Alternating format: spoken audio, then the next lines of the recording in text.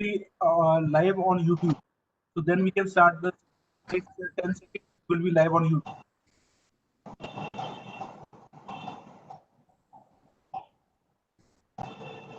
Okay.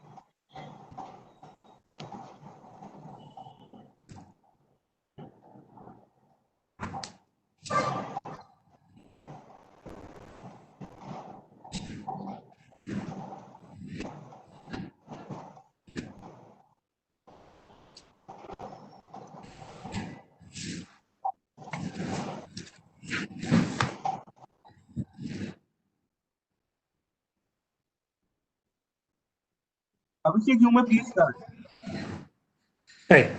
Thank you, Shantanu. Welcome everyone on today's webinar. Today's webinar is on UN's World Youth Skills Day 2020, and the topic being skill development and entrepreneurship post-COVID 2020. And today, also being 15th of July 2020, the UN World's Youth Skills Day. What a day to have this discussion, and we have some really eminent speakers coming in the sessions post the inaugural, and I'm hoping to hear some good views, discussions, and comments on how we can encourage the youth in India, how can we skill them, and how can we provide gainful employment considering the current situation and considering what we expect in the future, and how do we marry both the requirement of the future as well as provide skills to the youth to ensure that they are ready for gainful employment in the future. So that's going to be an interesting discussion in various topics that are going to be covered in the future. In the inaugural session today, also we have some eminent speakers. We have with us Mr. Siddharth Chaturvedi, who's the Executive Vice President of ISECT. ISECT is one of the largest training provider in the country, providing training to lakhs of youth, both in rural and urban India, catering to both formal and informal sector as well. So we'll be, hearing about his views. I formally welcome Dhanraju sir. He's the Director Skill Development for Government of Madhya Pradesh, and some of his views will also be very critical for us to see how that goes. Do we have Mr. Dinesh Patidar on this call? Sorry, Abhishek, he will not be. He'll not be joining. Yes, okay. So we'll be missing his views. He's the chairman of FICCI MP State Council and MD of Shakti Pumps. As we all know, Shakti Pumps is one of the largest pump manufacturers in the country, one of the most efficient pump manufacturers, especially in the solar sector. They are the ones who will be absorbing the people that we as a unit are skilling, and they have been one of the pioneers in terms of taking skilled youth and freshers into the organization. In case he joins later, maybe he can address as well. And having said that, considering today's situation, considering the fact that most of the youth are sitting at home and they are trying to solve this puzzle of what do we do next, and there aren't many jobs in the market today, so there is a confused lot of youth which are sitting at home, and we need to see how we can ensure that they get trained in the time that they are sitting at home, and whatever skills we can impart to them to ensure that when the economy opens up, when the unlock is completely unlocked, most of these youth are ready to embrace the industry is what we need to look at. On the other hand, industries slowly starting to open up. And while they're opening up, there's a lot of demand for skilled workers in the industry as well. And having said that, there is a large shortage of not only workers, but skilled workers as well.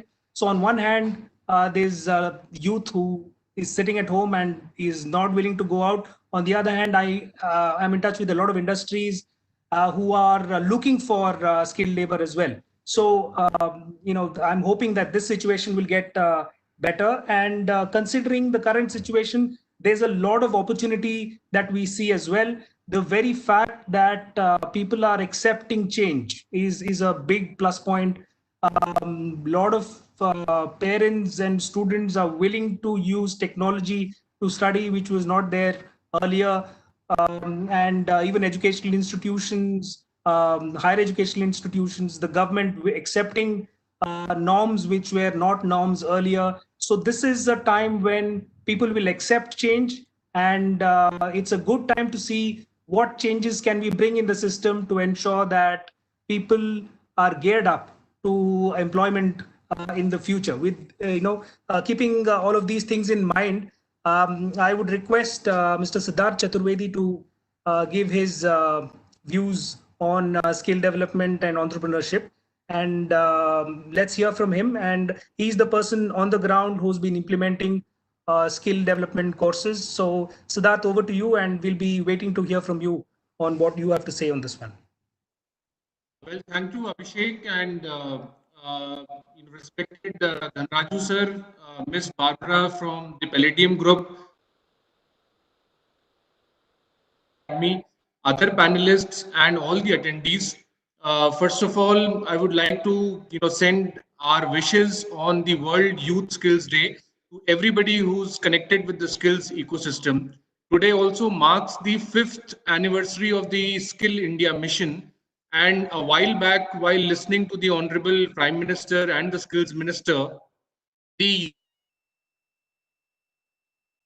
going to rule during COVID and post-COVID world is skill, upskill, and reskill, and going about all these three in the right earnest with all the sincerity in the coming days. The other notable thing which I would like to say is that in the last 5 years, we have covered a great, distance as far as the skill journey is concerned of the entire country. In terms of modernization of ITIs, in terms of having the NSTIs in the country, in terms of opening up of Pradhan Mantri Kaushal Kendras, 700 of them across the country, in terms of launching standardized courses, qualification packs, and important initiatives like apprenticeship, India International Skilling Centers, vocationalization of school education covering 9th to 12th standard students. All of these are very, very important initiatives which are now shaping up the skilling ecosystem of our country. But as the Minister and Honorable Secretary themselves noted, this is an incomplete journey even till now, and we have a long way to go in terms of further improving quality, further improving our reach, and further improving the outcomes of all these skilling programs, which can happen only when we work very closely with the industry and we work very closely with the demand inside. Apart from this, there are two more priorities in front of us, and as the mantra which has been given of both Atmanirbhar Bharat or self-reliant India and vocal for local, or skilling keeping the local needs in mind. So I believe that apart from all the skilling efforts, entrepreneurship, self-employment, micro-entrepreneurship are going to be some of the other key trends which will dominate the skilling plans and ecosystem going ahead, if we have to fulfill our objectives of both self-reliant or Atmanirbhar Bharat and vocal for local. Having said that, the other theme which we all have to be looking forward to is an increased use of technology, increased use of digital enablement, and a blended approach in the delivery of skills, in the delivery of training in the coming days. I believe in the coming days, when we have the third version of PMKVY, or even the other skilling initiatives apart from the PMKVY scheme, there is going to be a larger and a more comprehensive role of technology and online delivery of content when we come to the skilling ecosystem. Having said that, nothing can be a shortcut to the hands-on approach, which skilling is all about, and we all need to see, keeping in mind the social distancing norms and the way the current crisis plays out in the coming months. How are we going to reconfigure our classrooms? How are we going to reconfigure our labs? And how are we going to reconfigure the size of the batches which we are going to take up for training in the coming days? So these are some of the opening remarks and the trends which seem important in the coming days from the skills point of view, and some of the thoughts which I took from the morning's celebration of the World Youth Skills Day, in which Honorable Prime Minister gave his very valuable remarks, and it was followed by Dr. Mahendranath Pandey, Dr. R.K. Singh, and other ministers and secretary with their views. I just have a couple of slides, and if Shantanu, we can have them up, I can cover them in the next 2 or 3 minutes, and that will be about it from my side as of now.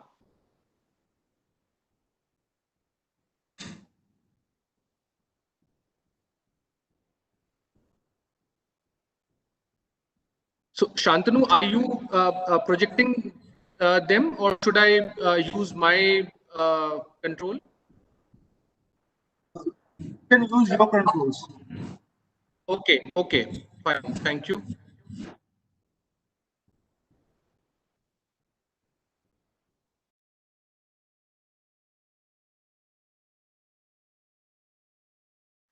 Yes. So, just in terms of the opening remarks, and to support some of the points which I spoke about, if we look at the very current task at hand in terms of skilling, we are talking about the migrant labor, which is a major issue right now. Around to their villages or home states due to the pandemic. There is a skill mismatch right now with the local jobs, which will need very strong effort on reskilling matched with the market needs, considering that most or a large portion of the returned migrants might not return back to the big cities. Of course, not many jobs are currently available in these home states, and we need to look at more closely on micro entrepreneurship and other avenues to create jobs in the local vicinity of those areas. Some of the sectors which have seen a flip, like logistics, e-commerce, transportation, IT, ITES, and future skills, need a recalibration of our skilling efforts towards these areas. Some of the industries which are showing a short-term downtrend, but will come up in, let's say, 1 year's time, they also need to be thought through in terms of recalibration of target allocation and the kind of skilling efforts for these sectors. There has been a tremendous boost from the government on both MSMEs and the agriculture sector, and job roles and jobs which are targeted to these two themes will see a flip, and we need to recalibrate according to that. I've spoken about the classrooms in the new scenario, and a significant amount of online content, which is a standardized content available in multiple languages, is NSQF aligned. If we talk about Madhya Pradesh alone, 10 lakh migrant laborers have come back, and the government is currently, through their initiatives of Rozgar Setu, trying to upskill, and reskill these labor and get them ready for a gainful employment. In terms of response plan, I'm sure most of the organizations and industries would have bucketed that into a short-term, medium-term, and long-term response. In terms of short-term response, engaging the students, utilizing the trainers, and developing basic content, and utilizing existing technology should be the key, and that was the priority in the last few weeks, where everybody utilized either Zoom or Google Meets or WhatsApp for staying in touch with the trainees. In the medium term, training of trainers on online training, developing lesson plans, analyzing how this entire initiative is going on, and collecting feedback from students, that should be the priority. And in the long term, making changes in the curriculums revisiting the common cost norms, and institutional capacity building for the new world of skilling should be the priorities. In terms of digital, going digital not only for teaching, learning, but across the value chain, making a difference between the synchronous and asynchronous ways of learning to reach out to the rural students effectively, a strong feedback mechanism, ownership at each level across the organization, mainstreaming of digital and online learning, and revising the curriculums should be the key to strike the right digital balance for training delivery. Some of the challenges which all of us have faced or will face is non-availability of uniform bandwidth. A telecom sector also has a great role to play in leveraging this for all the rural students. High amount and additional cost of data consumption currently, non-suitability of all job roles, especially the manufacturing sector job roles for delivery through online medium, sustaining the interest of students in the blended approach, standardized content availability, and migration to a standard LMS, which involves cost and expenditure, are some of the challenges when we try to migrate to the digital world of skills delivery. Finally, on the whole, new demand analysis is required uh, with one district, one product kind of approach. Reskilling, upskilling, and RPL are going to be the key. Blended approach is going to find more and more relevance. Skilling for local jobs and accelerating future skills delivery for creating manpower for industry automation and industry 4.0 are going to be the priorities. Working in convergence mode along with the district administration, the DM offices is going to be the requirement, and short-term, medium-term, and long-term response strategy can be a way forward. So I stop here, and these were some of the opening remarks. Once again, I thank FICCI for organizing this very timely dialogue and kickstart the state of Madhya Pradesh. Thank you. Thank you, Siddharth. Thank you, Siddharth. Am I audible? Yeah. Okay. Thank you, Siddharth. So that was a very power-packed presentation as well. Each slide had a lot of recommendations, and each recommendation, I'm sure, has a lot of work that needs to be done in it. And I completely agree on the fact that Atmanirbhar is going to be the way forward. Entrepreneurship and self-employment is going to be key in the near future. Technology is going to play a big role, and a sector-specific approach has to be taken in the skill development ecosystem with the recalibration of a lot of activities and keeping, of course, the migrant labor in place. So thank you so much, Siddharth. That was a very thoughtful and provocative presentation. And having said that, I would request Dhanraju sir, if you can give one or two points of views that you have in the skill development ecosystem of Madhya Pradesh, and what do you think are some of the challenges that we need to tackle in the near future? Thank you, Siddharth. Though it was very short presentation, but Siddharth covered the entire gamut of issues that we are going to discuss today. I'll just add a couple of things to the issues mentioned by Siddharth. Officially, there are some 13 lakh people who have come back to Madhya Pradesh from various parts of the country. And Madhya Pradesh probably is one of those few states which has done the skill mapping very, systematically done the skill mapping, and it is available on Rozgar Setu. We have done skill mapping of around 7.3 lakh laborers, and capturing around 23 components, like other sectors they were working in their previous stint before coming back to Madhya Pradesh. What is the kind of educational background that they have, whether they had undergone any short-term skilling or RPL program, if yes, what kind of it, whether they'll be staying back in the state for say 3 months from now, 6 months from now. So these are the things that we have captured. and that is available for the industry also. I know many of your friends in the industry might have logged into the system, and that is available for industry to basically utilize the available manpower. Now, you know, Honorable Prime Minister is of the opinion that these migrant population that has come back to their, original states, places of, their domicile, should be skilled, reskilled, upskilled. But I always think whether it is really a feasible idea. I mean, Siddharth, when he comes for concluding remarks, would throw some light on this, because they are those people who have been earning based on their skill, because they have the practical skills, though they don't have any formal certificate, but they have been working and they have been earning. Earning means they have value for their skilling.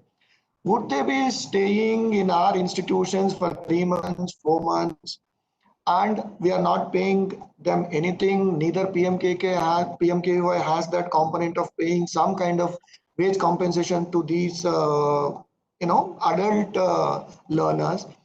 Even in RPL also, what is the kind of value addition that RPL is going to create for these,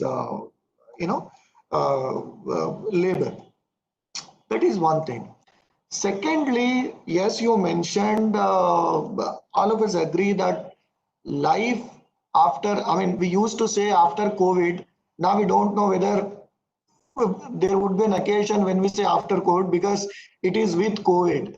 How our are going to be, how our teaching learning, practices are going to be. It's a very, unseen kind of scenario. Now, given the, skilling scenario where you learn by doing, to what extent digital platform would be helping us? That is the second thing that I always, be worried and trying to find some kind of a solution. Finally, as all of you know, that Madhya Pradesh has got some 25,000 target for short-term skilling and some 25,000 target for RPL. Again, the problem is, I mean, when I was talking to a couple of districts, they were telling most of the people are not ready to, undergo skilling. So these are a couple of things that need to find some solution.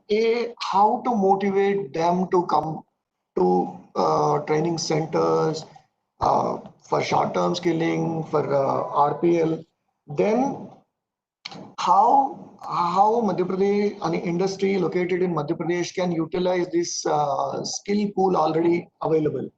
So apart from that, there have always been classical issues like training centers are not producing the kind of skilled manpower required by the industry. When we say industry should come forward to take the responsibility of training, there is some kind of reluctance. Of course, the initiatives like NAPS and others are always be there.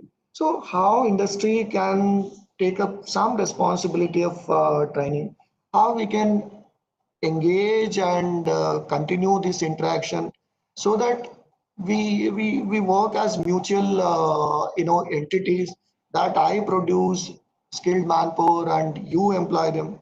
So these are a couple of things that I would definitely like to find some kind of solutions. So that's all from my side. Whenever I require, I'll definitely. Thank you. Thank you, sir. It is always a pleasure having you with us. And some of the questions that you posed are absolutely pertinent about how do we ensure that with the limited, budget and scope that we have, to get to as many people as possible. But Madhya Pradesh has always been a leading state as far as skill development is concerned. It's probably got one of the best infrastructure as far as skilling ecosystem is concerned. And most importantly, the leaders behind the skilling ecosystem have always been proactive and taking measures and steps which are beneficial for the entire ecosystem. So I'm hoping this time as well, like you said, not post-COVID, but during COVID, Madhya Pradesh will take up steps which are forefront, and everybody else will look forward to Madhya Pradesh as well. Thank you so much, sir, for your views, and hopefully we will have some more discussions during the event of the day, during the day. And with this, we will formally come to a conclusion of the inaugural session. Thank you so much, Dhanraju sir, for your views. And I would also like to thank Siddharth for giving his views and the presentation as well. And we will hope for some more meaningful engagement, and which would lead to some practical output for the learners as well as for the industry in the future as well. And with this, I would like to take this session forward to the first panel, where we are talking about innovation in existing skills and new age skills. And I would like to call upon Mr. Anuj Sharma to take over the platform and start with the first panel of the panel discussion. Mr. Anuj Sharma, are you online? Yeah, I'm there, sir. Hi, Abhishek. Thanks a lot. And it was a very good session. So our topic for this webinar is innovation in existing skills and new age skills. So we will cover upgrading the existing skill sets, emerging skills, entrepreneurship opportunities, and way forward. So we have a panel of very experienced uh, industry experts having rich experience in the field of human resources, technology, corporate affairs, and governance and skill development. So today we are doing this session for World Youth Skill Development Day as well. So we have in our panel Mr. Abhishek Adhikari. He is head of human resources at Agile Airport Services, an Interglobe aviation company. He's having 18 years of experience. He worked with a lot of MNCs, Aditya Birla Group, Ruchi Soya Industries, PepsiCo, Dr. Reddy's Laboratories, NTPC, Central Bank of India. And we have panel 2, Mr. Ajay Tiwari. He is head of technology at HealthCard. He's having 16 years experience. He worked with a lot of companies like Pratham Software, Compicom Software, Wipro Technologies, NIL Labs, Shapehertz Technologies with me. And we have panel third, Mr. Rajat Banerjee. He is Vice President, Corporate Affairs at MBA India Enterprises. He's having 30 years of experience. He worked with a lot of corporate. He looking after PR, media, and corporate affairs. He is having rich experience in enterprise, brand building, and a brand maker in today's scenario. Now I would like to request Rajat Chaturvedi, business head at ISEC Group. 17. He's having 17 years experience. He worked with SDG, SIPL, Coffee Day, Beverages, Landmark Group, and currently with ISEC Group. Now I would like to request Amitabh Adhikari. He is head of human resources at Agile Airport Services to start the session. Thank you. Thank you. Am I audible? Yes, sir. You're audible. Okay. Thanks, Anuj, and thanks for having me here in this beautiful session. And it's always a pleasure to talk on a panel like this, and for a state like Madhya Pradesh, which is the heart of this country. So, good afternoon, all the panelists.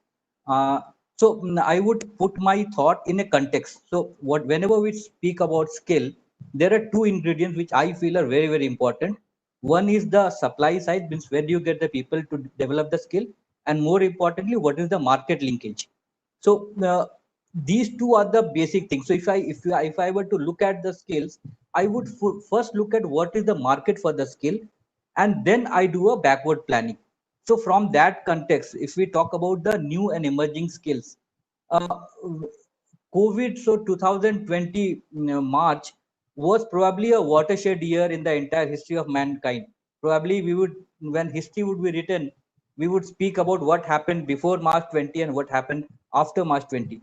So lots of industries we see are struggling with the traditional skills. People are losing their jobs, all those, that is one part of it. But there is something which is emerging and big trends coming up. So what are these big trends? So if I just put on optimist eye and look at it, I find 2-3 things which are emerging as big trends. And what is it for Madhya Pradesh? So Madhya Pradesh has population of around 7.2 crore and a literacy rate of 70%. So net, I am looking at the potential of around 4.9 crore employees, people of the state. So why 4.9? Because there might be people who have the skill, whose skill suddenly has become redundant. So these people might like to look at the new skills. So from that perspective, what are the trends which are emerging? So the first trend that I see is the e-commerce policy. So all of you would be knowing that the draft e-commerce policy has been circulated in February 2020.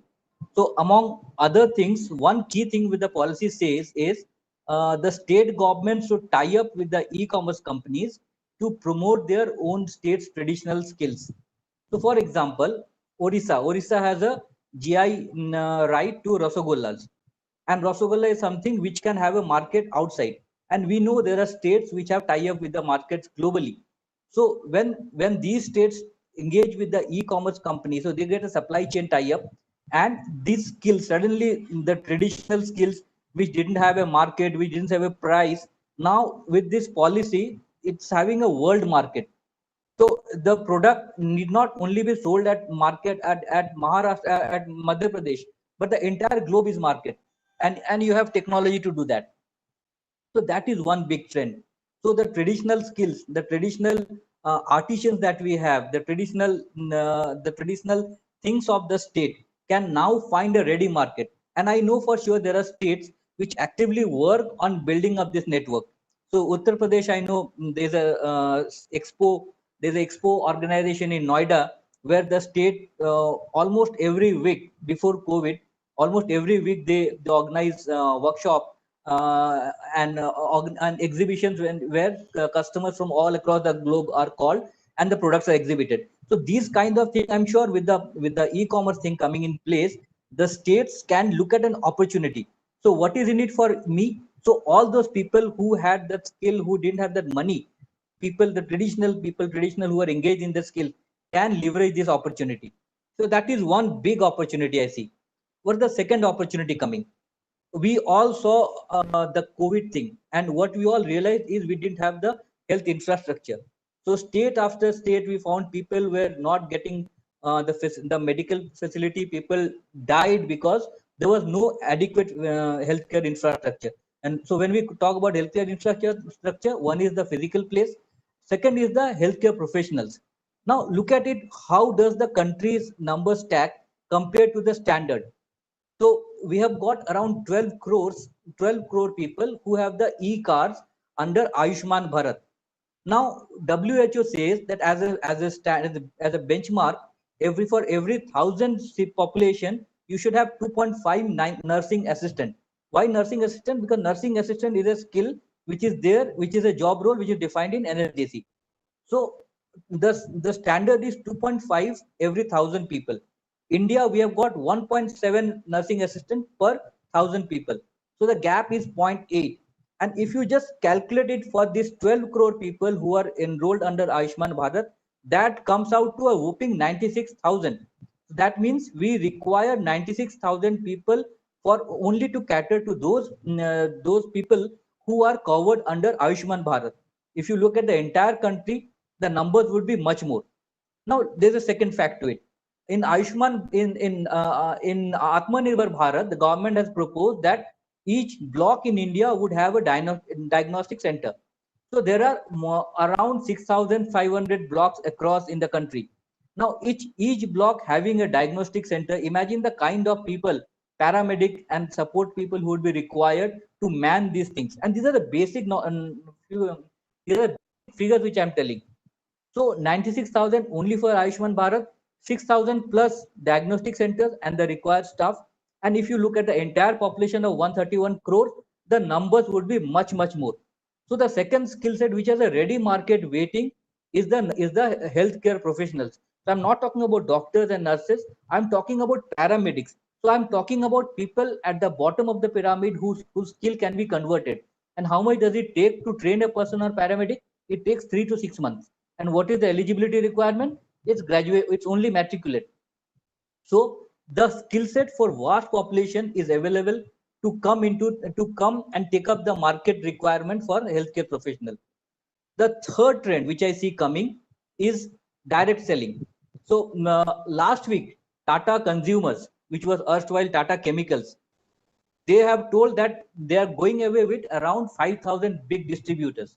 So out of total distributor network of 9,000, they're simply removing 5,000 distributors, and they would be leveraging technology to reach out to the retailers and customers directly. And why? Because industry now finds a tremendous value in rationalizing the supply chain that they have. So there was a level of distributors and retailer. Companies are leveraging technology to make the layers as slim as possible. So direct selling as a skill set is emerging in a big way. And why I talk about opportunity? Because there are so many people who are engaged in doing the traditional sales. People who would go to the distributor, who will go to market, who will reach out to counters, who will go to retailer, take the demand.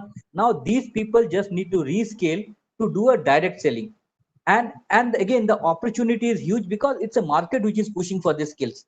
So these three I find are huge opportunity which help the state. So from a state, if the state were to prioritize which are the skills on which they should be looking at, you cannot just look at multiple skills, and you cannot just have a repository that these are the skills I have, where do I go from here? That does not give a solution. From according to me, the starting point should be what is it that is emerging as an opportunity, and what are the big things which are emerging, and as a state, how can I quickly plan my actions basis the opportunity which the market is giving. So these I feel would be the opportunity for new skills. And thank you once again, Anuj, and everyone, for bringing me here for this call. Thank you so much. Thank you, Amitabh. It was a nice session, and it was a really great thought that you shared with us. Now I would like to request Mr. Rajat Banerjee. He is Vice President, Corporate Affairs at MWay India Enterprises. He is having very rich experience in the enterprise management and PR and corporate relations. Please, sir. Yeah, very good afternoon, everybody, and thank you for this opportunity to speak to you all. I think the introduction to my what I have to say, I must thank Mr. Amitabh Adhikari. You did mention direct selling a couple of times, so to an extent, there's a bit of an introduction from my perspective. And you did speak about something very interesting when you're talking about, look, there is certain amount of skilling that can be imparted to the youth, but then what next? So I come from an industry which kind of marries this both, and I'll beg your indulgence for a couple of minutes to give a bit of a background.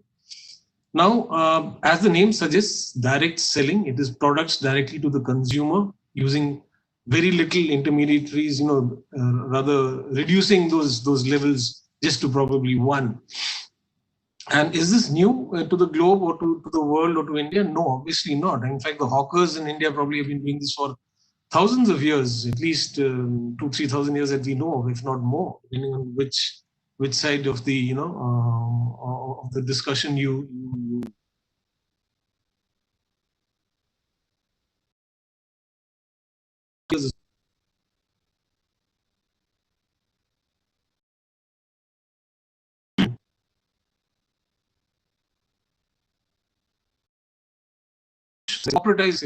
because sometime post Second World War, the unemployment rates in the West, particularly in the US, were very, very high. You must keep in mind that there were a huge number of youngsters who would return from the war and were keen to, who had been de-rostered from the military, but who were keen to restart in terms of economy. And they understood a very simple logic that, look, daily household use products, which is shampoos, which I don't use, soap, detergent, cosmetics for women, health supplements, etc. Everyone uses it. So what evolved out of this need for employment, etc., self-employment, and we call it micro-employment. it can have resulted in a corporatized form of and direct selling as we know it today. Today, this is a massive industry. It is close to $200 billion globally. In the Indian context, it's much smaller. It's about close to 18,000 crores as per the latest surveys that we've done.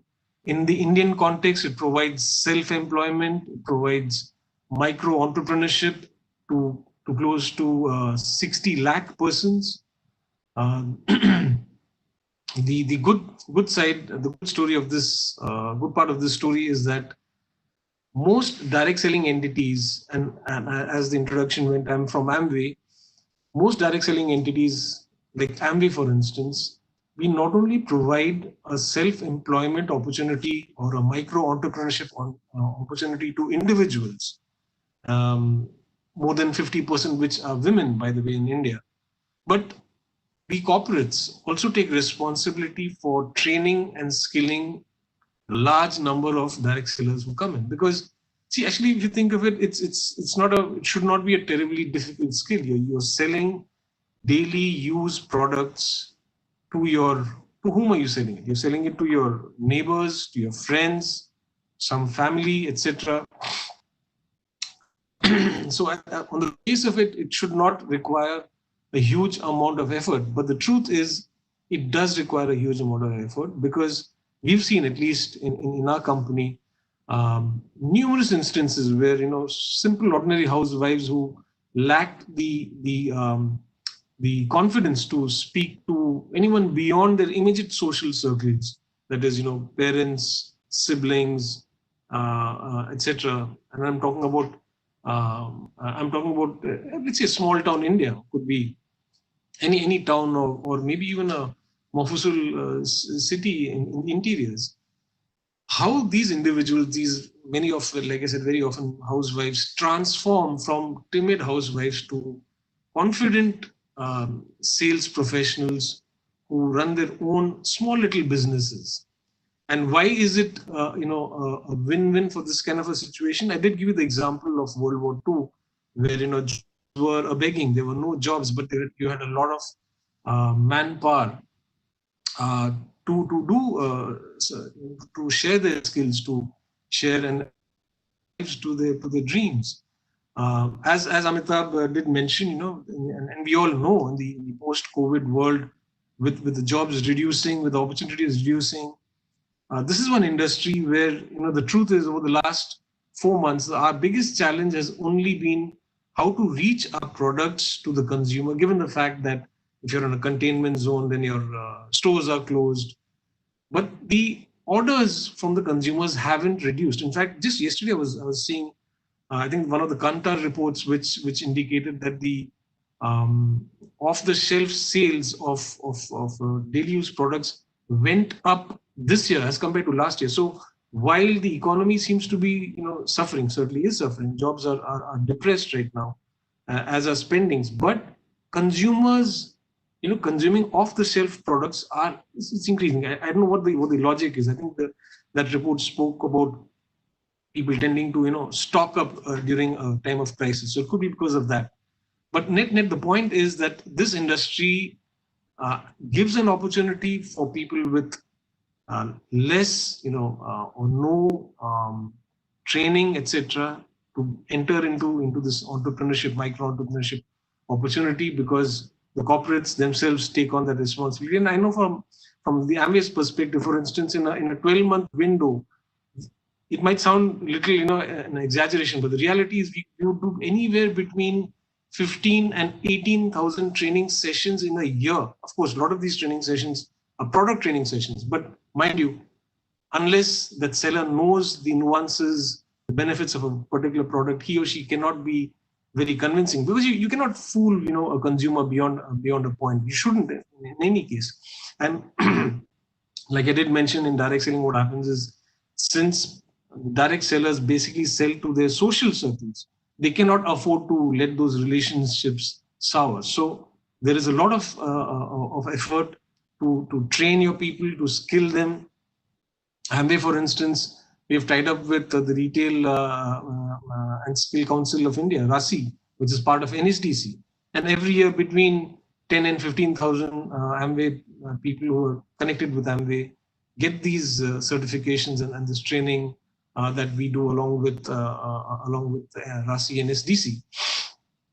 Well, since we are talking about Madhya Pradesh, I can share this much with you. As an industry, as a direct selling industry, like I said some time back, it's about a 17,000 crore industry in the country, about 60 lakh people engaged in this industry selling various products. They're Indian companies, there are American companies, of course, European companies from even China, of course, and Malaysia, etc. Selling various kind of products. So in Madhya Pradesh itself, we would have close to, I think, about 1.5 lakh people involved in this industry. And as I did share some time back, in a COVID kind of a time where jobs are scarce, where people are trying to evolve into a new skill set to keep their house fires burning, an industry like direct selling can really take lead and give that opportunity. There is no investment required to join this particular industry. Going back, let's say 10 years back, some of you might recall that there were instances where in any industry involving large numbers of people, there could be some players who are good, some in the gray, some will be in the dark. There was some amount of confusion wherein the government then ruled, the central government ruled that, look, there would be no joining fees as such. So this is an industry where someone without any educational qualification, without any investment to start their own micro entrepreneurship, get an opportunity to sign up and start their own micro businesses. Where like I said a couple of times, where the companies take the responsibility of not just skilling, but skilling and ensuring that this translates into a paying kind of a proposition.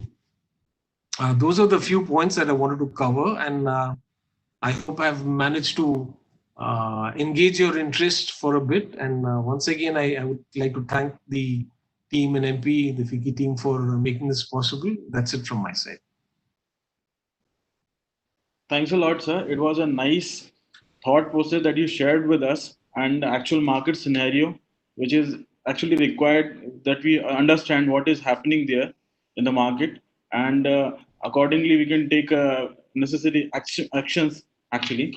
So yes, sir. And as you can see, I'm sitting in office, and our office is in Gurgaon. I stay in Gurgaon. It's a short drive, and for an important session like this, I told my colleague Ashish and Vedya in Mumbai and Jignesh Mehta that, look, I better be in office and do the best I can. So I hope I was worth your attention. No, sir, I can understand it is very tough situation now, and you are also managing these things. It's really good and very supportful for us. Thanks a lot, sir. Yeah, thank you so much. Thank you, sir. Now we are moving to the next panel, Mr. Ajay Tiwari. He is a head of technology at Health Card. He's having 16 years of experience. He works with a lot of multinational companies. So now, sir, please, Mr. Ajay Tiwari, please. Thanks, Anuj. Thanks for giving me this opportunity to speak on the topic on this prestigious forum. So I will just start with massive transformation due to the current situation of the pandemic. And obviously, the very first one is a healthcare and the telemedical consultation that we can definitely see. It will definitely go with lots of massive transformation for the digital adoption. So I'll just give you a very personal example what I have faced right recently. Couple of months back, when I used to had some problem related to my health, I had to call my family doctor, and he was very hesitant to say you have to come to my clinic, and then only we can do a clinical diagnosis, and then I can tell what has happened to you, right? A few weeks back, I had some gastro trouble. I just called him and said, boss, I'm having this and this problem. He said, okay, I'm available on this online platform. You just come in, we'll have a session, and it was a gastro problem, but the gastro also mimic the problem of hard trouble at the same time, right? So I was just a bit anxious and concerned at the same time. And we had a session, online session with my doctor. Now, I just wanted to make sure that I don't have any, cardiac problem.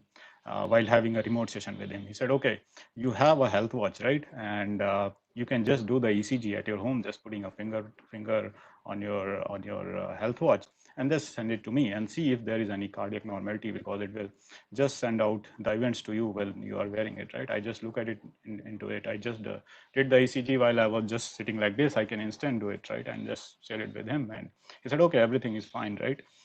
You don't have to worry about it, right? It looks fine. You have just a gastro trouble. Take a medicine and you will be up. Now see this power of the small gadget that has been created, right?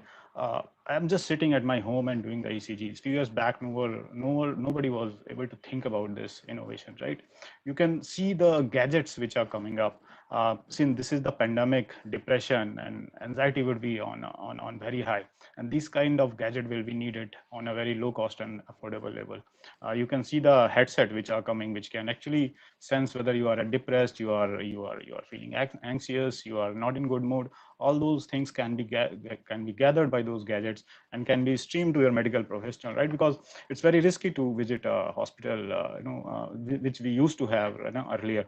It's very risky, right? So there are lots of digital transformation that is going to come on that line. Lots of compact devices will come up, which will basically measure your health status and will stream those data to your doctor while you are sitting at your home, right? And so healthcare is definitely going to see lots of massive transformation on this front. Other thing is quite generic, where interaction with human, it's going to be through a machine, or it's going to through a robot. That's what I can predict based on my limited experience in. You would have already seen, right? You have already heard that government has already given a drone-based, a delivery of the e-commerce, and Dunzo and other companies have already starting up. In India, I'm talking about in India. In US already it's in very advanced state, but in India also is very adaptive in adopting these kind of technology upfront, right? Lots of warehouse automation will happen, because obviously what the thing is that we have to remove the we have to have the social distancing, and we want to remove the physical interaction that is happening between humans, right? We have already seen advantage of contactless payment infrastructure that India's stack has set up few years back. The UPI has penetrated a market pretty badly, and this pandemic they have done a fantabulous job. We are just setting, everyone is having just a phone and doing a payment. There's contactless. I don't think this contactless payment was possible if the UPI has not done this. The India stack has not been evolved, and we have developed a world-class financial architecture. So thanks India stack on that front, right? Now if you combine, and if you try to find out the gist from this problem statement, you see you have to create lots of you have to create lots of things which will enable a remote consultation or interaction with the machine, which can actually understand human, which can understand lots of things in terms of whether measuring your health or doing a certain jobs. Now to have a solution on this front, you need basically broadly two things. One is a software and one is a hardware. Right. Software, I think India has done a fantastic job. We are today totally Atmanirbhar on the software, launching Arogya Setu app within a just few weeks of lockdown. It's a testament of Atmanirbhar software. The next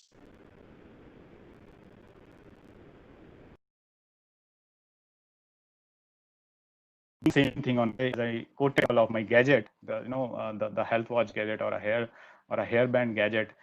We are fully dependent on our neighborhood countries, right, to basically import those hardwares and then do the interfacing on top of it. In India, those kind of infrastructure is not available. If we have to solve this problem in a holistic view, we have to create that hardware manufacturing skills here in India itself, right? The same thing that we did in 90s for software. I think this is the time. This pandemic has given us the time to do the same thing for hardware also. At that time, Karnataka state was quite, I would say, prompt in identifying that opportunity in the software and setting up the Silicon Valley of India in Bangalore, and taking all the limelight for software development. I think this is the time where same thing can be done for a hardware, and I think Madhya Pradesh can play a very, very vital role in setting up that skill set here in Madhya Pradesh, because I can see, you can see Madhya Pradesh has IIT, it has NIT, it has lots of engineering college, it has ITI, lots of skill development center. I think Madhya Pradesh has lots of potential in itself. And looking at the pandemic and looking at the Nirbhar mission that the Prime Minister of India has created, I think this is the opportunity where MP can identify it and develop an infrastructure to take a leap on the same line. So this is what I had from my side, and that's it. Yeah, over to you, Anuj. Thanks a lot, sir. It was a nice thought process that you shared with us, and you're aware as that in this pandemic situation, our technological enhancement that we India done is really a tremendous, and digital India and innovation that we done is really proven in this pandemic situation. Now with us, Mr. Rajat Chaturvedi. He is business head at iFit Group. He's having 17 years of experience. He worked with SDG, SIPL, Cafe Coffee Day, Cafe Day, Coffee Beverages, Landmark Group, and currently he's working with ISEC Group. He is into scaling, placements, a lot of innovation, research and development. So please share your thought with us.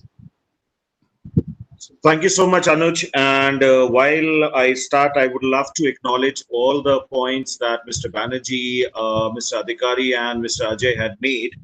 While we go forward, I would like to pick up a couple of points what was made in the previous sessions and just try putting some numbers to it. With the current trend that we see, the only skill that is going to be prominent in the 21st century is the skill of adapting the new age skills. That's the only skill that's going to be prominent. So now while we talk about it, the markets have changed. The markets have changed big time.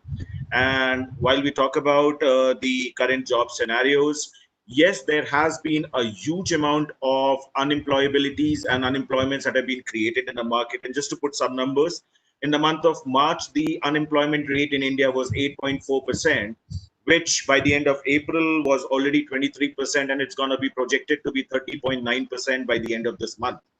So with that scale, if we are going rapidly towards the unemployment, we will have to relate two things. One, that organizations will still need resources to run the operations what they have, but they will be very specialized resources and would not be on the basis of the luxuries of having resources. Second, yes, the candidates who are willing to be a part of those resource group will have to upskill them, and they will have to upskill basis on the current market needs which are there. So while we talk about the needs and the skills that are prominent in the market, there is a 128% shift that has happened on the cloud in last 1 year. So the shift of the utility of cloud and the usage of cloud has gone up by 128% in last 1 year. So that itself is a big number to talk about. Wherein when we talk about artificial intelligence, there is a 24% shift in last 1 decade. For cybersecurity, there is an expected increase of 12%, wherein from 55 billion, they've already gone up to 137 billion market in the globe today. So when we look at all these numbers, and then finally comes the peak of the numbers, which is the current skill gap situation in India. So India as a market is number 2 in the world today, right after Japan. So Japan has a 81% of skill gap, wherein India is 64%, which has a skill gap. So they have opportunities, they have demands, but they do not have the skills to fulfill those demands. So that is where organizations like us and a lot of other organizations have been coming in with the endeavors in terms of taking up the forte of taking these skills to the market, to the rural markets, to the semi-urban markets, and trying to skill those people so that at least we become the contributors in terms of filling up those particular gaps which are so prominent in the current industry today. Now, while we go ahead, current shift towards the technology is not only in the IT or the hardware or these sectors, it is 100% shift in any industry we can talk about. Today, from an agriculture point of view, to a BFSI, to an IT, to a retail, to an apparel, everything is being shifted on an IT platform or a technology platform. Everything is automated today. To an extent, even if I have to get my LG utilities serviced, there is a bot service available who would be guiding me on the call. And it's not a person, it's a computer who's doing it, will be guiding me through the steps that I can rectify the device on my own. So I'm saying the companies, the industries, the markets have understood the pulse. They know the pulse. And it's not going to be feasible for them to have huge amount of manpower and everything being available with them to take care of the operations. They will move to the automation part of it. While they move to the automation part, we need to upskill the existing people. The existing people will have to grow themselves up with certain skills, because just an engineering or just an MBA will not fetch them a job going forward. Because if you look at the current market, only 23% of the engineers gets placed. So balance are still the people who still have to upskill themselves before they can take up a job. So the prominent feature of the coming trend of the industry is going to be the upskilling. It's going to be high level of rigorous skilling that has to be required before we can talk about the shortening of the gap, which is currently standing at 64%, and contribute in terms of giving the skilled manpower to the country. I think that would be all for me. Thank you. Thanks a lot, sir, for sharing your thoughts on skill development, which is very important for us. We have actually short of time, so I'd like to thanks to Mr. Shantanu Tripathi. He is a Joint Director, FICCI, Madhya Pradesh. Mr. Rajat Banerjee, he is Vice President, Corporate Affairs, MWay. Mr. Rajat Chaturvedi, Business Head, ISEC Group. Mr. Ajay Tiwari, Head of Technology, Health Card. Mr. Amitabh Adhikari, Head Human Resource at Agile Airport Services, and all the viewers. And special thanks to Chetan Chopra, FICCI technical team. Without of his support, without of his hosting, this session would not be we can view. So thanks a lot. Thanks a lot for Dhan Raju sir. Thanks a lot Siddharth Chaturvedi sir for this session. Now I would like to hand over the session to Mr. Suresh Verma to continue this journey. Thank you everyone. This is Anush Sharma signing out.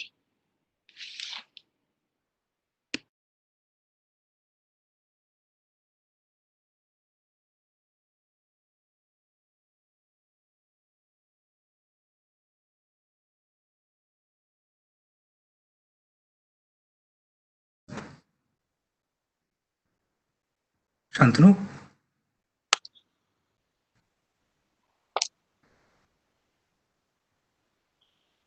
Mr. Anuj, maybe we can. Yes, Abhishek. Yeah, since this panel is over, isn't it? Yeah, this panel is yeah. over. So can I request the moderator of the next panel, Mr. Suresh Chandra? I'm here. Yes. Yeah. This is something issue regarding that. Your video is not. Yeah. It shows that it is not. There's technical problem with Cisco WebEx. Okay, no problem. Maybe you can start with your audio, Mr. Suresh, and then in the meanwhile, you can get your video on as well. Yeah. Good afternoon, everybody. Now we are here with the second panel, and our topic is skill development and Atmanirbhar Bharat Abhiyan. In fact, first of all, I would like to introduce my panelist. our first panelists are Mr. Mehnat Harikrishnan. He is head GMR Aviation Academy. Mr. Abhishek Gupta, National Project Manager, ISECT. Ms. Kanupriya Gupta, she is Senior Economist with Asian Development Bank India Resident Mission. And Ms. Barbara Stankovikova, Executive Director, Indian Canadian Group. Hello, everybody. And in fact, it's a great opportunity for all of us to be a part of UN Skill Day, as well as today is the 5th anniversary of Skill India mission.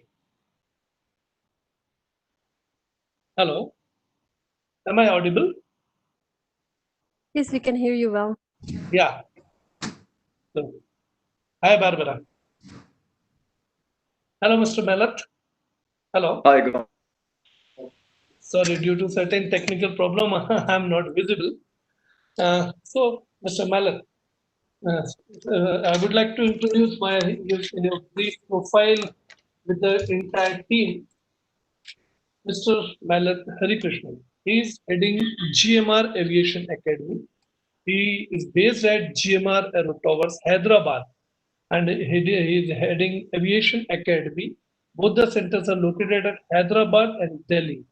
He is basically handing over the responsibility of strengthening and expanding Aviation Academy, and he is taking care of vision of Center of Excellence, leading by GMRA towards global consisting and recognition.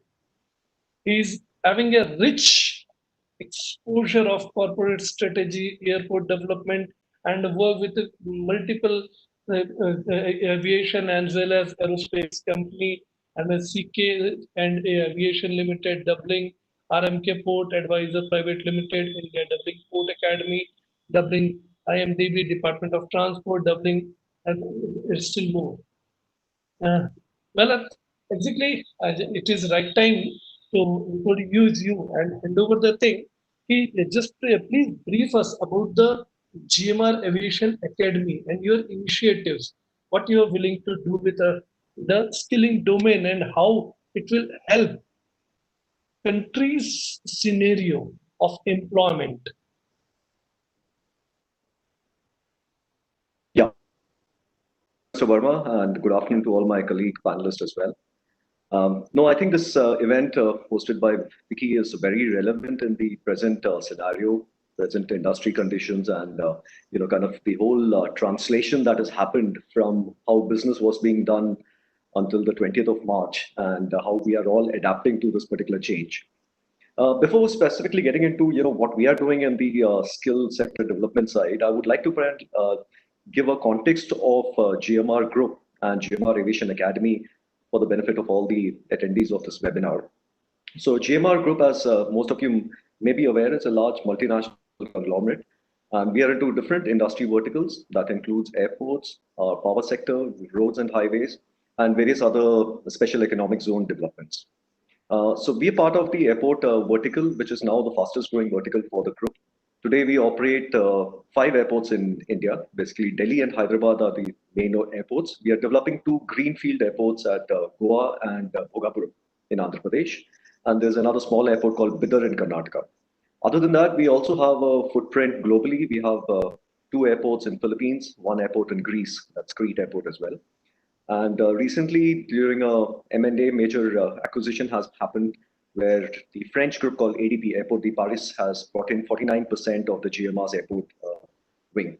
So jointly, along with the ADP group, GMR has now become the world's largest airport operator.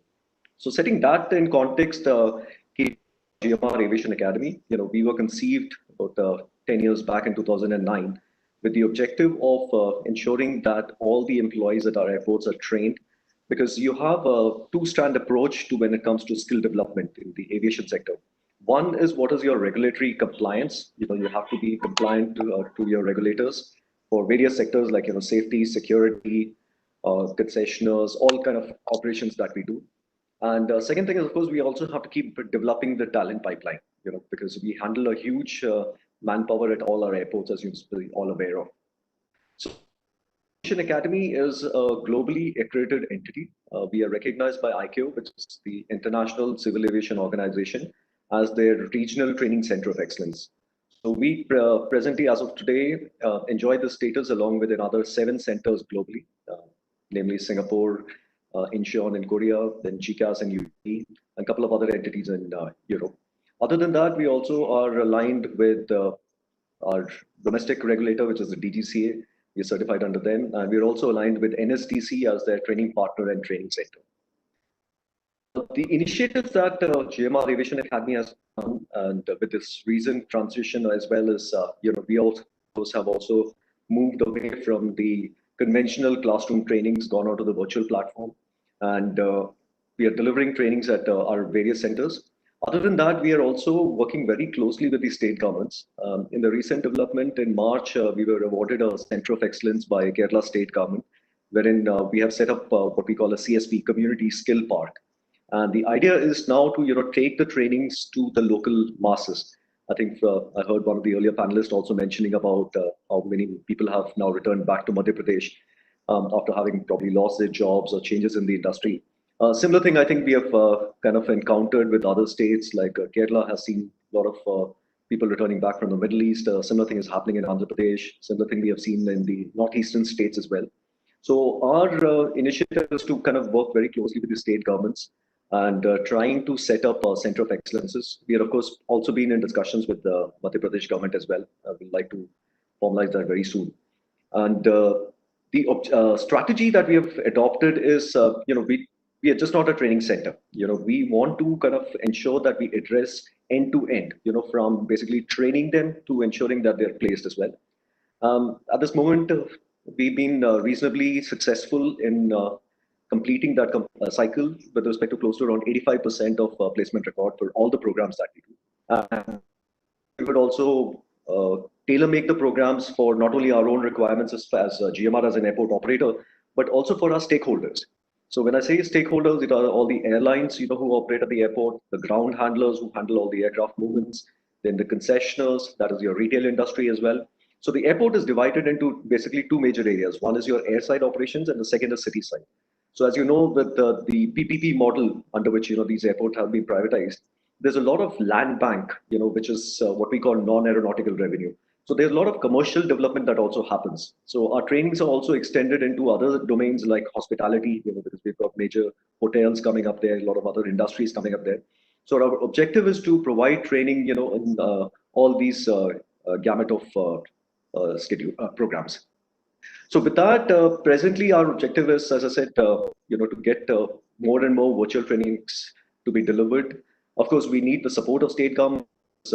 One of the challenges we have seen in last couple of weeks, after having shifted to the virtual platform is one, kind of the connectivity when it comes to people coming from remote locations. Second is in terms of the technology that we adopt, how this training can be effectively delivered.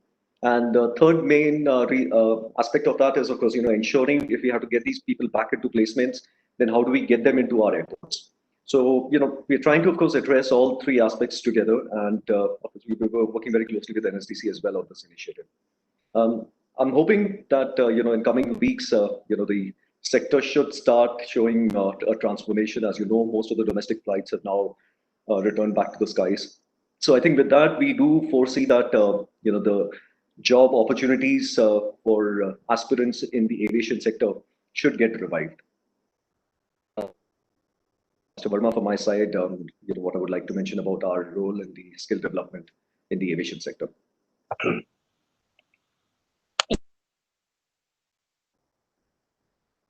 Aerospace is the fastest growing sector in India. And hello, is my voice audible? Yes. And in fact, GMR group is itself is having a captive requirement of the majority. Even you can accommodate majority of the trainees within working your group, right? And it's a great opportunity for us, and it's a great time to listen your word right now. Now coming to Abhishek. Thank you, Malak. Abhishek ji. Yes, sir. Thank you. Since we are the biggest university working in the field of education skill is ISEC. I would like to introduce my team, entire team with the brief profile. Mr. Abhishek Gupta, basically an engineering and a IRMA, Pioneer Institute in Vocational Education and Skill Development, and he is looking after National Project Manager position for ISEC and looking after the entire skill development project. Abhishek, I request you to tell us something about the skilling domain that ISEC's intervention and how you feel exactly Atmanirbhar Bharat. As we all know that skilling domain is working on the basis of model of relocation. And since our working, we feel that the majority of the skilling trainees are not willing to relocate from their locations, and especially as far as the remote location. How we can solve and how this situation is helpful in recent context of COVID-19 as well as government initiatives of Atmanirbhar Bharat Abhiyan. Please, Abhishek. Good afternoon, everyone. First of all, I would like to thank FICCI for providing me such an opportunity to share my view for this very important topic on the occasion of World Youth Skill Day. First about ISEC, so I will take a minute to explain ISEC to all the panelists. So ISEC is a 35-year-old social enterprise headquartered at Bhopal, and we are operating in education, skill development, government services. So in skill development, we are partner with all major government ministries and departments, and we are executing a government-sponsored training program in across 25 states and having 250 plus skill development center in India, and we are operating in 22 sectors, and we are affiliated with 22 sector skill councils. And we are also providing vocational education in 1500 plus schools across India in 17 states in 12 sectors. And we are executing one of the pioneer project of in name of PMKK, Pradhan Mantri Kaushal Kendra. We have 35 Pradhan Mantri Kaushal Kendra in 6 states, and we are implementing various other schemes like DDU, JKY, PMKY, NULM, and all major skills schemes. As Burma sir mentioned, so I will come to the point for today's panel discussion. So for skills, skills and the new model of skills. So yes, definitely we have to look the new look beyond the existing model of skill development. So there may be new model of skill development like ODOP. So there is a state in UP, they are promoting one district, one product schemes. So in the similar manner, we can also promote the similar scheme in MP. There are some cluster who are doing their product sales across India. So like some cluster like Chanderi is famous for their sarees, Maheshwar their for sarees. Indore we have manufacturing units, also the food processing unit. As we know, MP is winning the award, Krishi Karma Award for last 5 to 8 years. So we also have a good chance to set up a food processing unit in some of the pockets of MP, where we have a good quality of raw material which can be processed and added value, so it can be marketed not even in India but also the world. So that is another one. Then we also have to understand the in policy level there we have to promote entrepreneurship education from early school age.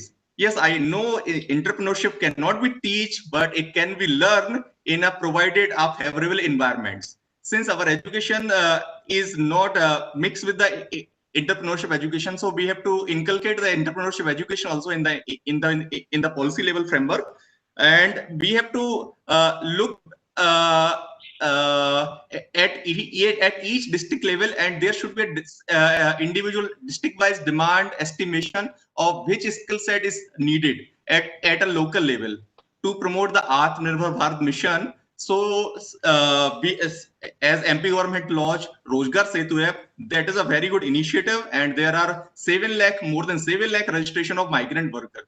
But the scope should be expanded, and it should be open to all the job seekers at the district level. So suppose as an industry want to search the profile in a particular district like Devas or Harda, so they can identify the right person from the portal itself, and the portal is also should be mapped at the job role level. So this MIS should be a dynamic in nature, and it should update itself in a quarterly basis. So so industry and sometimes the student and also the training institute can adjust accordingly. As we know, every crisis is an opportunity in disguise. So I'm very sure in future onward, new entrant to the workforce will not be judged on the based on paper like degree or mark sheet, but they will be judged on based on their skill set. So if we see this scenario, so it will definitely encourage the skill development initiative. So if you have the real skill, then only you will get the opportunities or the placement. And placement, we should not look only the wage employment. There is other way also for the placement part. So MP being a agricultural state, there should be a focus on agricultural self-employment opportunities. There should be focus on a food processing kind of opportunities which can promote the livelihood creation at the local level. And one thing I would request through FICCI, since FICCI is an industry body, FICCI can collect the data of the demand from the industry cluster of MP, of the real demand of the industry cluster of MP, like Mandideep or the Pithampur industrial area. So they can share the demand with the government, and on basis of this demand, government will allocate the target to the training agencies. So the training agency will provide the quality training, and since the job market is open and mapped with the right supply, then it will match the supply and demand equilibrium. So thank you, sir. I will definitely ask if any queries in the end of the panel. Thank you from my side. Thank you, Abhishek. Barbara is waiting and she is running short of time. Sorry, Barbara, you have to wait. Hello, Barbara, you are getting my voice? Hello. Yes, not sure if can you hear me? If Ms. Gupta should go before me. Yeah, he had completed. Okay. Yeah. Okay. I would like to introduce Ms. Barbara Stankovikova. She is basically, we can call her as a global citizen, and her exposure, and in fact, during talking to her, she is having a versatile exposure as well as approach regarding integrated development, integrated development of a community, as well as she is mentoring, and it's in fact a thought process. And I request you, Barbara, to please tell us about something about the Palladium group. And you are having vast exposure of multiple, in fact, multi-continents, not over the country. You are having, and please let us know how that will help to in current scenario to develop an approach that will help us to make a community self-sustainable and reliant. Please. Thank you, Suresh, and thank you, Vicky, and thank you for all the panelists to be part of this great session on the Rose Day for Youth Skills. Palladium Group has more than 50 years of delivering projects across continents that are for economic growth, and we claim that it's for positive impact. We are building positive impact economy.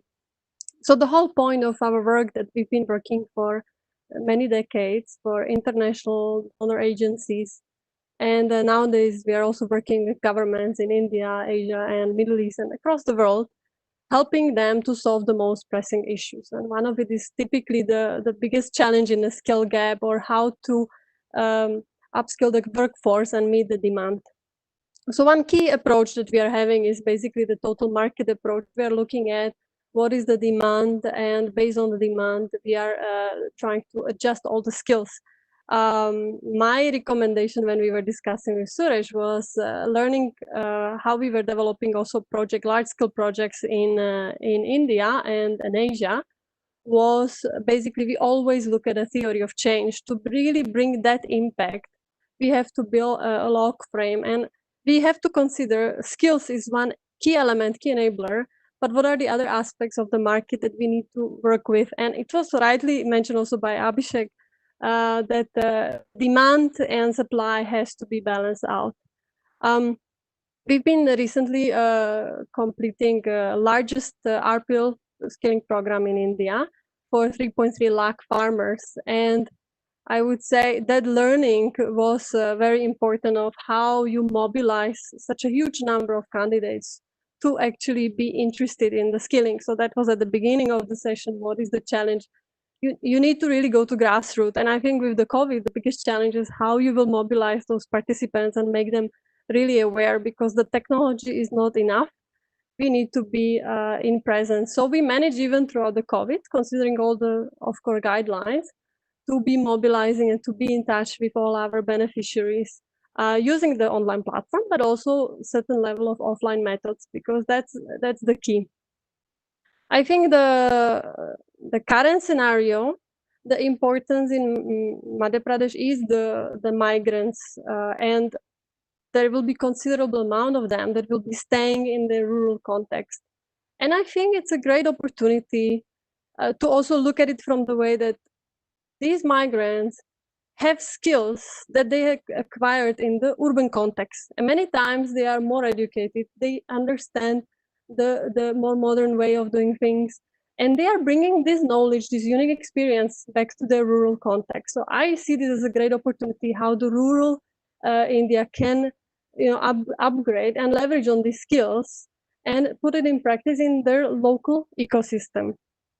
So I think we have a great opportunity that the right people are coming back. Then it's an opportunity also for the skilling, I would say, regulatory bodies or the skills mission to engage the right providers and the right programs that can merge these skills. So there is a need for the real-time registry. There is a registration of the migrants, but these are only between the states. But what about the ones that are within the state? Not all of them are on that platform. So based on that registry, that could be real-time, we could create a really good job matching. And very well said, with FICCI and other players, the commercial associations, bring those players from those different livelihoods, what they need, how they could grow. So one thing is to bring those existing players and help them to use apprenticeship scheme or different scheme to basically expand their workforce, right? Second thing, helping those individual beneficiaries, the candidates that will be skilled, with capacity to run their own micro enterprise. Not everyone is born entrepreneur, but it can be learned. And if we help them with some templatized style of micro businesses that they can run, and with a little experience and with support of the community, they can manage. So I think the key is also the collaboration with the different departments, the rural department, women and child department, right? That can help in that hand-holding. There are a lot of schemes that were announced by India government to support rural development and agriculture. We've been mapping it, and we are designing programs that can help in this revival and reintegration of the migrants into the rural context and also back into their cities, right? So within the cities, there will be also reshuffle between the domestic help support and so on. That will be very localized. People will try to minimize their travel and so on, and trying to look for local opportunities. I just want to add a little bit more on the previous panel that I think the new jobs, the digital jobs, the green jobs, there is opportunity there. And yes, Madhya Pradesh is a manufacturing state, so I think there is also opportunity to bring from abroad some potential products that could be produced in India. So I think that's one space where the self-reliance and also the opportunity to export again to countries that are partnering with India. So that's probably from me. Maybe the importance that with COVID, I think in each training, we are currently embedding the COVID awareness and considering how to manage the COVID situation in the context of their specific job roles and qualifications. Thank you. Suresh, thank you. To introduce a holistic approach. Now, I would like to introduce Kanupriya ji. Kanupriya ji, hello. Hello, Kanupriya ji. Can you hear me? Yeah, you can see. Yeah, Kanupriya ji. Now, the panelists. Now we have skill Atmanirbharta, now institutional part. We have skill development institutions. Now coming to the last but the foremost important part of the institution building. Kanupriya Gupta ji is belonging to the Asian Development Bank, and she is working as a senior economist with ADB since 2012.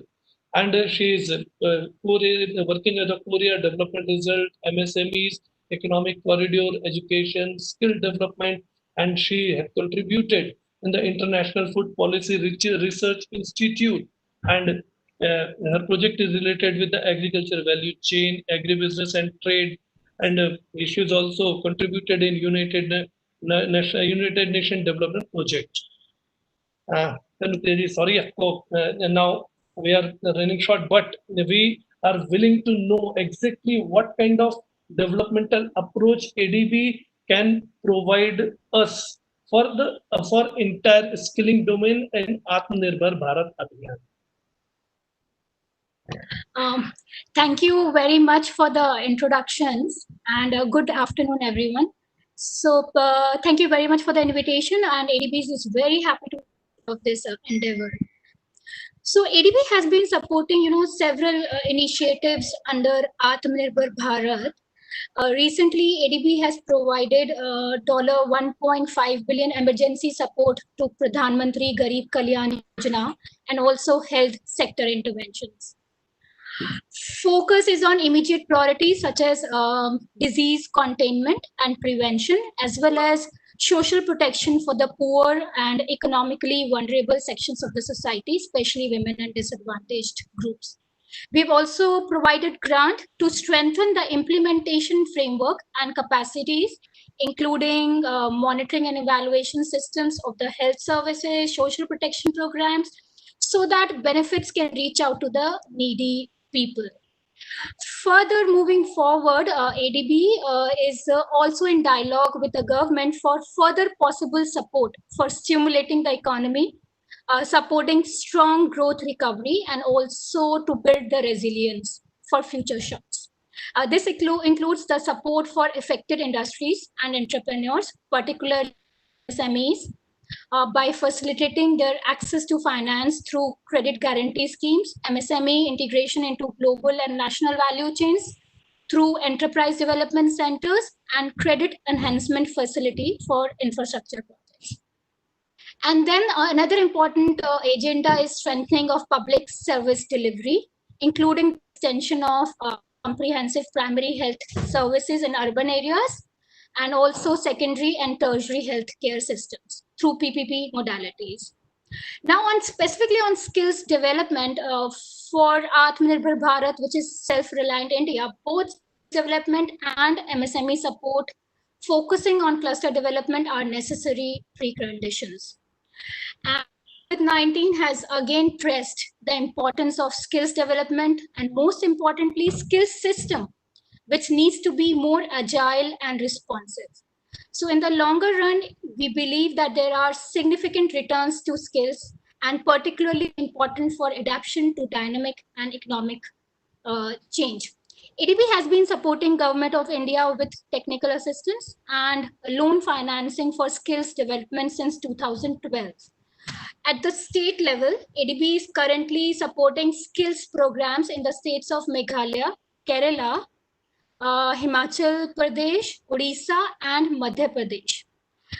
Particularly, Madhya Pradesh program is a very important program for ADB and for India. It's a support to the construction of Global Skills Park, which is a very important state initiative to bring international practices in skills development for the youth of the state and also for the neighboring states and India as a whole to enhance their employment, to boost the economic growth, and also to support the national priorities such as Skills India initiatives. We're also preparing projects for Assam and also school education projects for Central Ministry and Gujarat. ADB's skill support strategies have three main objectives. One is to accelerate skills programs to serve each state unique industrial and employment needs. Second, establish a systematic skills path from basic to higher level of training, especially for states' priority industry sectors. And third, to harness the state's institutional capacity for implementation and monitoring of training outcomes.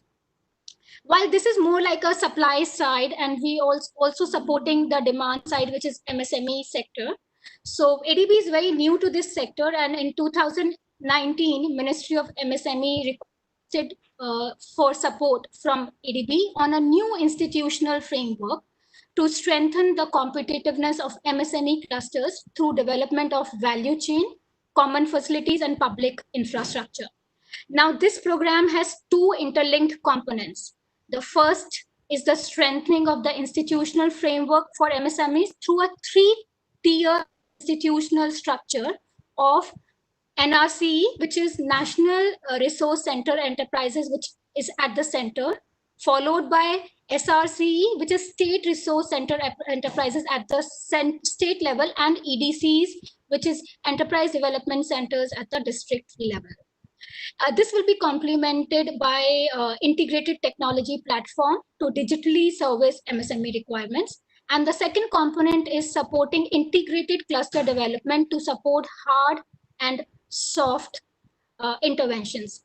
While we are also reaching out to many states for the preparation of many cluster development schemes, and one is like we're supporting ODOP scheme of Uttar Pradesh, which was launched in 2018, and the policy offers financial assistance for skills development, marketing, branding, technology upgradation, and common facility infrastructure. So what ADB is doing is ADB is supporting government of UP of ODOP schemes through preparation of diagnostic study reports. These are detailed reports which are which includes current skill gaps analysis, the studying the entire value chain, projections of emerging job roles across the value chain over the medium term. So right now we are focusing on two main sectors, textiles and metal products.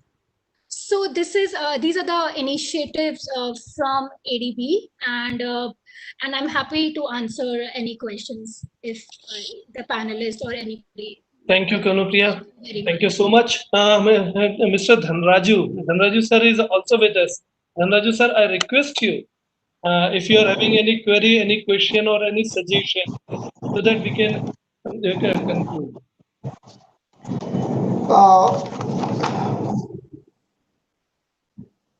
Hello, Dhanraju sir?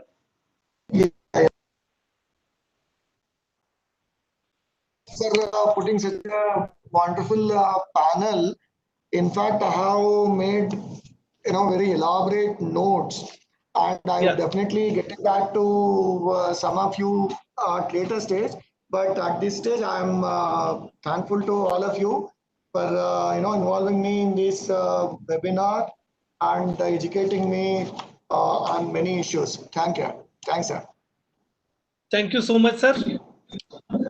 In fact, now we are already taking extra time as per the allocated time, and it is time to share a vote of thanks to the entire team. I'm thankful to FICCI for extending opportunity to create such a platform.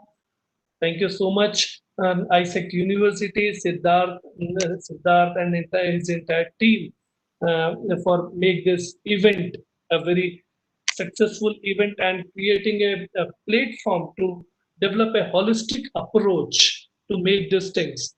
Thank you, Dhanraju sir, for sparing your valuable time and extend us your valuable opinions.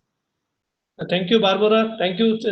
Thanks a lot for everything, whatever the support, whatever the knowledge and information you have shared with us. Thank you, Malat. Thank you so much. Thank you. Thank you, Siddharth sir. Thanks for listening and thanks for sparing your valuable time and support for everything. Thank you. Thank you, Shashank. Thank you, Mr. Tripathi. And it is right time to hand over the thing to FICCI team.